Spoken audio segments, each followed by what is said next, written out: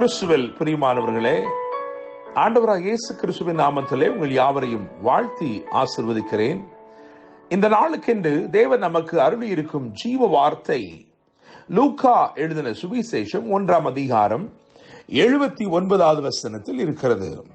நம்முடைய கால்களை சமாதானத்தின் வழியிலே நடத்தவும் அவ்விரக்கத்தினாலே உன்னதத்திலிருந்து தோன்றிய அருணோதயம் நம்மை சந்தித்திருக்கிறது என்றான். என கேட்கிற தேவனுடைய பிள்ளைகளே, இந்த வாக்குத்தத்த வசனம் ஆண்டவராகிய இயேசு கிறிஸ்துவை குறித்து ஆசாரியனாகிய சகரியா கூறும் தீர்க்க தரிசன சான்று. என கேட்கும் தேவனுடைய பிள்ளைகளே, அவிசுவாசத்தினாலே ஊமையனாய் போன இந்த சகரியா ஒரு எழுத்து பலகையை கேட்டு வாங்கி தேவனுடைய சித்தத்தை தைரியமாய் விசுவாசத்தோடு எழுதினான். அவன் எழுதின மாத்திரத்தில் அவன் நாவின் கட்டுகள் அவிழ்ந்தது, அவன் வாய் துறக்கப்பட்டது, அவன் தேவனை ஸ்தோத்தரித்து பேசத் தொடங்கினான் என்று எழுதியிருக்கிறது. அவன் தேவனை ஸ்தோத்தரித்து பேசி அவன் கூறின வாக்குத்தத்த வசனங்கள் அல்லது அவன் உரைத்த தீர்க்க தரிசன காரியங்கள் தான் அந்த அதிகாரத்தின் அதற்கு பிந்தின வசனங்களில் எல்லாம் எழுதப்பட்டிருக்கிறது. என கேட்கிற தேவனுடைய பிள்ளைகளே, அவன் தேவனை ஸ்தோத்தரித்து பேசினான் என்று எழுதியிருக்கிறது. அவன் எழுத்து பலகை கேட்டு வாங்கி அவன் என்ன எழுதினானோ அது அன்றைக்கே நிறைவேறினது. என கேட்கும் தேவனுடைய பிள்ளைகளே, நான் இந்த வார்த்தைகளை பிரசங்கிக்கும் பொழுது நான் ஆவியிலே உணர்கிற காரியம், இதை கேட்டுக்கொண்டிருக்கிற நீங்களும் சில காரியங்களை எழுதி வைத்து கேட்டுக்கொண்டிருக்கிறீர்கள். ஆண்டவருடைய சமூகத்திலே நம்பிக்கையோடும் விசுவாசத்தோடும் நீங்கள் எழுதி வைத்து ஜெபித்துக் கொண்டிருக்கிற எல்லாவற்றிலும் கர்த்தர் அற்புதங்களை செய்ய போகிறார். அவைகள் நிறைவேறும் நாட்களுக்குள் வந்திருக்கிறீர்கள். எந்த விசுவாசத்தோடு நீங்கள் எழுதினீர்களோ அந்த விசுவாசத்தை தேவன் அங்கீகரித்து உங்கள் வாய் திறந்திருக்கும்படி, தேவனை நீங்கள் உயர்த்தி மகிமைப்படுத்தும்படிக்கு தேவன் அற்புதங்களை செய்கிறார்.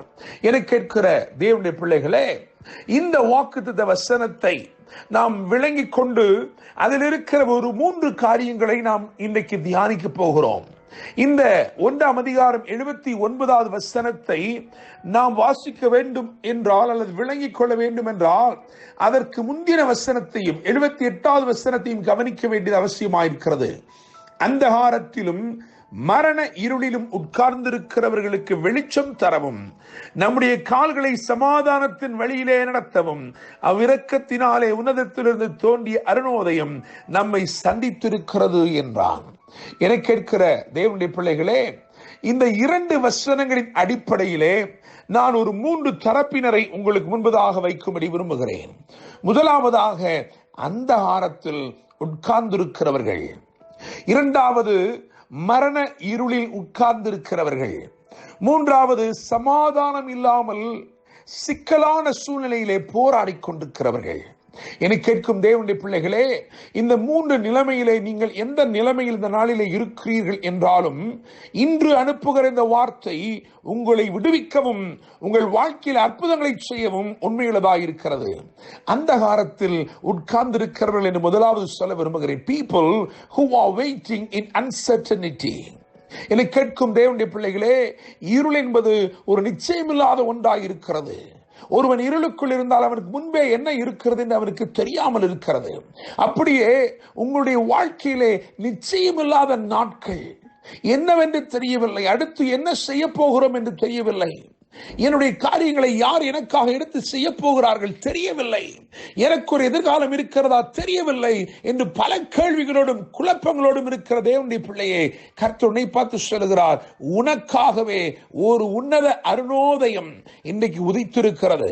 உன் வாழ்க்கையை வெளிச்சப்படுத்தும்படிக்கு, உன்னை பிரகாசிக்க செய்யும்படிக்கு உன்னதத்தில் இருந்து தோன்றிய அருணோதயம் இன்று உன்னை சந்திக்கிற தேவனுடைய பிள்ளையே. இரண்டாவதாக மரண இருளில் உட்கார்ந்திருக்கிறவர்கள், people who are sick. people who are bedridden.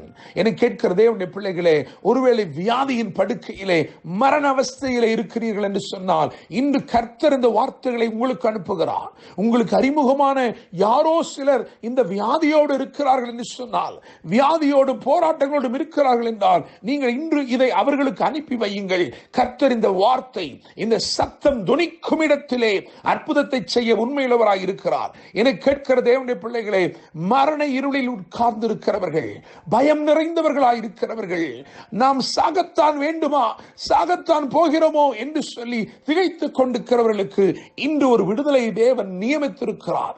உன்னத அருணோதயம் அவர்கள் மேல் உதிக்கும்படி செய்து அவர்களுக்கு அற்புதத்தை அவர் செய்ய போகிறார். அவர்களை பலப்படுத்த போகிறார், குணமாக்க போகிறார்.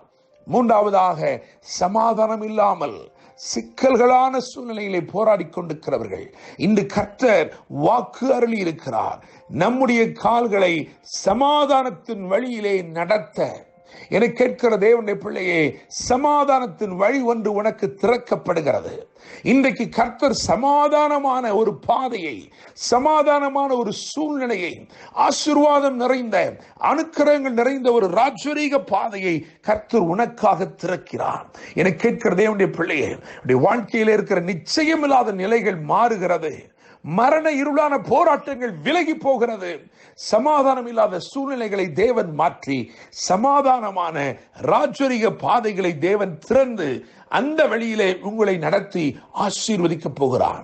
உன்னத அருணோதயத்தால் உதயமாகும் உறுதியான அற்புதங்கள் இன்று முதல் உங்கள் வாழ்க்கையில் நடக்கப் போகிறது. கர்த்தர் தாமே இந்த வார்த்தைகள் மூலமாய் இன்று உங்களை ஆசீர்வதித்து மேன்மைப்படுத்துவாராக. என்றும் அன்புடன் pastor Daniel Moses. God bless you.